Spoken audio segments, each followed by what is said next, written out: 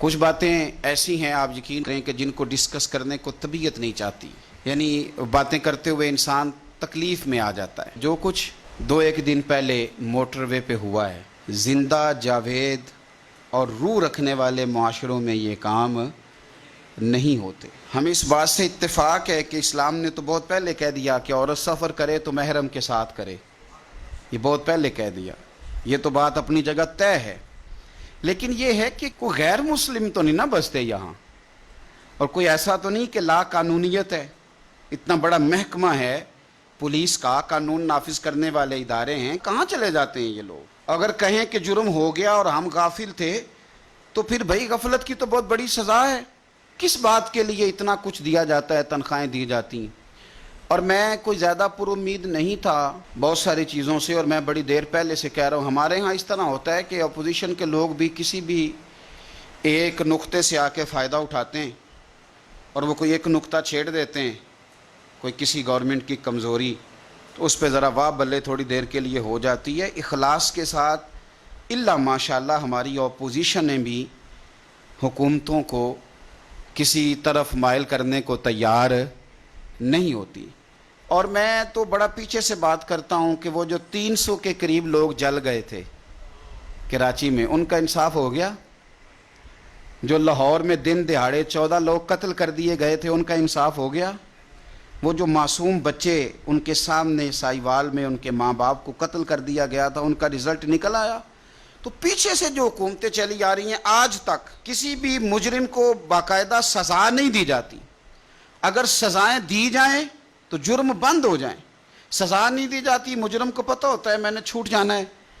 تو اب بھی یہی ہوگا، آپ یقین کریں جب میڈیا نے یہ خبر بریک کی ہے تو شرم سے سر جھک گیا ہے کہ یار اس وطن میں یہ حال ہوگا جو وطن کلمے کی بنیاد پہ بنا ہے، اس وطن میں یہ حال ہوگا جہاں ریاست مدینہ بنانے کے دعوے کیے جاتے، اور کوئی ایسی جگہ نہیں کہ کوئی جنگل ہے، یعنی ایک ایسا روڈ جو مصروف ترین روڈ ہوتے ہیں جن کو آپ نے جدید طرز میں بنایا ہے۔ خدا ہمیں سمجھ دے اور کچھ ہم ووٹ دیتے وقت عقل کا استعمال کریں، اور اللہ تعالیٰ اس وطن پر اپنا رحمت کی برکھا برسا دے، اور ہمیں شعور آ جائے کہ ہمارے ہر دکھ اور درد کی اگر دوا ہے تو وہ نظام مصطفیٰ ہے۔ اگر یہ سمجھ ہمیں آ جائے صلی اللہ علیہ وسلم تو بڑی ساری چیزیں، میں اپنی طرف سے کوئی تبصرہ نہیں کرتا۔ فیض نے ایک بات کی تھی، ایک اس نے نظم کہی تھی، اور مجھے کل بڑی یاد آئی۔ اس نے نا شاید وہ سارا پیچھے سے لگ کے، وہ جب لوگ بیچے تھے ایک سابق ڈکٹیٹر نے، کچھ عورتیں بھی بیچی تھیں، کچھ بچے بھی بیچے تھے، پشاور ایئرپورٹ پہ کچھ لوگوں کی داڑیاں اپنے ہاتھوں سے مسلمانوں نے صاف کر کے امریکہ کے ہاتھوں پیسے لے کے لوگ بیچے تھے۔ وہاں سے شاید اس نے بات شروع کی اور آج کے اس موقع تک وہ لایا تھا۔ اس نے کہا تھا جس دیس میں ماؤں بہنوں کو اغیار اٹھا کر لے جائیں، اور جس دیس میں قاتل گنڈوں کو اشراف چھڑا کر لے جائیں۔ ایم این اے آئے، وزیر آئے گنڈے کی ضمانت کرانے، تو فیض کہتے ہیں کہ جس دیس میں ماؤں بہنوں کو اغیار اٹھا کر لے جائیں، جس دیس میں قاتل گنڈوں کو اشراف چھڑا کر لے جائیں، جس دیس میں کوٹ کچہری میں انصاف ٹکوں پر بکتا ہو، اور جس دیس میں منشی قاضی بھی مجرم سے پوچھ کے لکھتا ہو۔ اور بتا تیرے بارے میں کیا لکھ دوں؟ خود کہہ رہا ہے کہ سنا ہے تیری سفارش بڑی ہے، تیرے نوٹ بڑے ہیں، تو بتا تیرا کیا فیصلہ لکھنا ہے۔ ہائے ہائے، شاید اس سے درد نہیں ٹپکتا، اس سے بے حسی ٹپکتی ہے جملوں سے۔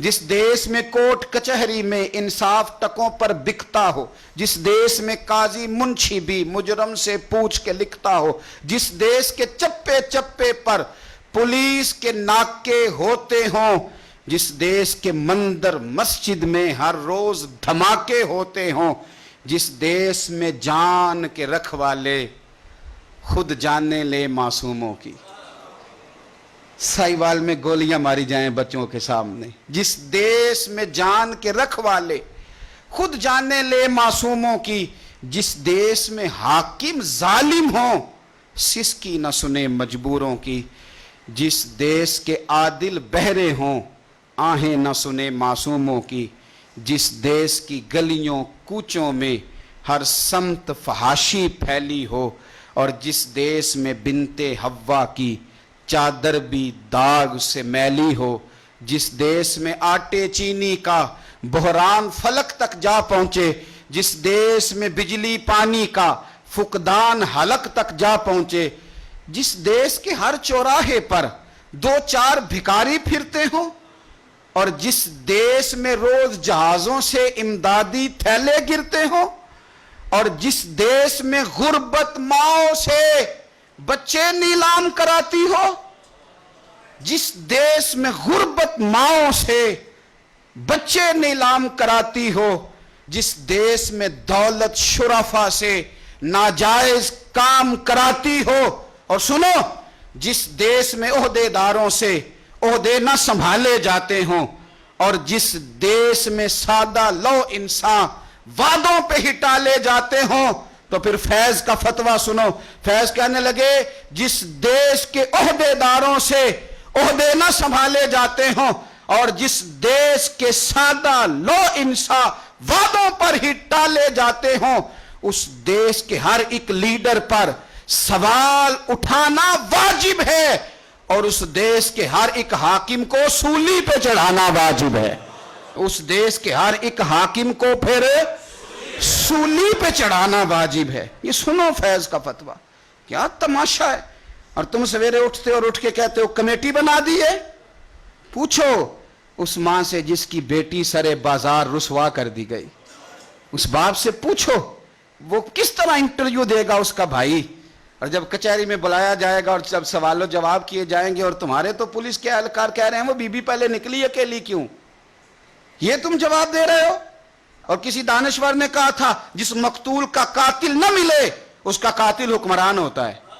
نہ ادھر ادھر کی تو بات کر، یہ بتا کہ قافلہ کیوں لٹا، مجھے رہزنوں سے غرض نہیں پر تیری رہبری کا سوال ہے۔ کیا تماشا بنایا ہوا ہے، روز ایک کمیٹی نہیں بن جاتی ہے۔ بتاؤ کہاں ہیں وہ جو فیکٹری میں مزدور جلے تھے، بتاؤ ان کے مجرم کہاں ہیں۔ بتاؤ جو لاہور میں 14 لاشیں گری تھی، 16 لاشیں گری تھی، ان کو کس نے مارا؟ وہ جانوروں کا خون تھا جہاں دل کیا بہا دیا۔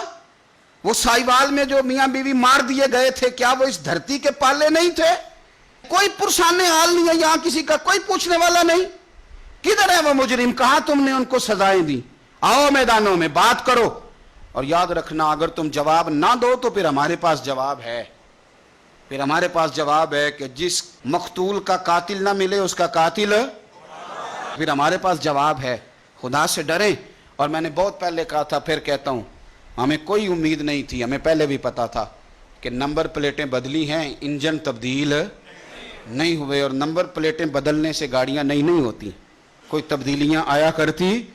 ہماری تبدیلی بس ایک بات میں ہے، اور وہ بات یہ ہے کہ مصطفیٰ کریم کا نظام نافذ کر دیا جائے، بس اس کے علاوہ کسی اور جگہ گزارا ممکن نہیں ہے۔ اور پھر میں بڑے دنوں سے کہہ رہا ہوں، میں نے تو صحابہ کرام کی بے ادبیوں پہ بھی کہا تھا کہ میں کسی اور کو بھی اس کا مجرم قرار نہیں دیتا، اس کی مجرم حکومت ہے۔ آپ کہاں ہیں؟ قانون نافذ کرنے والے ادارے کہاں ہیں؟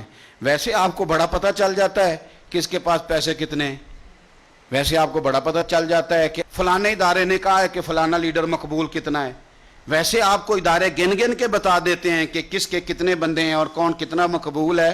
یہ نہیں آپ کو ادارے بتاتے کہ مجرم کہاں بیٹھے ہوئے ہیں، یہ نہیں آپ کو خفیہ ایجنسیاں بتاتی ہیں کہ ملزم کہاں بیٹھے ہوئے ہیں، یہ نہیں بتایا جاتا کہ فتنہ اور فساد برپا کرنے والے لوگ کہاں ہیں۔ باقی ساری باتیں آپ کو آپ کے تعلق کی لوگ کھول کھول کے بیان کر دیتے ہیں۔ میں بڑی ذمہ داری کے ساتھ آپ حضرات سے بھی کہتا ہوں، حکومت وقت سے بھی کہتا ہوں کہ اب دیر نہ کرو، ورنہ یہ تھوڑے دن رہ گئے ہیں، قبر میں جائیں گے، لوگوں کے ہاتھ ہوں گے، تمہارے گریبان ہوں گے، اور تمہاری پشتوں پہ جھنڈے لگے ہوں گے کہ تم غدار تھے، پشتوں پہ جھنڈے لگیں گے، حدیث سے ثابت ہے۔ تو اللہ سے ڈر جاؤ، وقت ہے، واپس لوٹ آؤ، ابھی تو ٹائم ہے، تمہیں معافی مل سکتی ہے۔ اور یہ کوئی بھی پچھلی اس سے پچھلی حکومت کوئی بھی ایسی نہ بنے کہ جناب ہم بڑے اچھے تھے تو یہ ایسے ہیں۔ میں گنوا چکا ہوں کہ کہاں سے قتل ہوتے آ اور کس حد تک ہوتے آ رہے ہیں۔ اللہ تعالیٰ بس ہمیں سمجھنے کی توفیق عطا فرمائے۔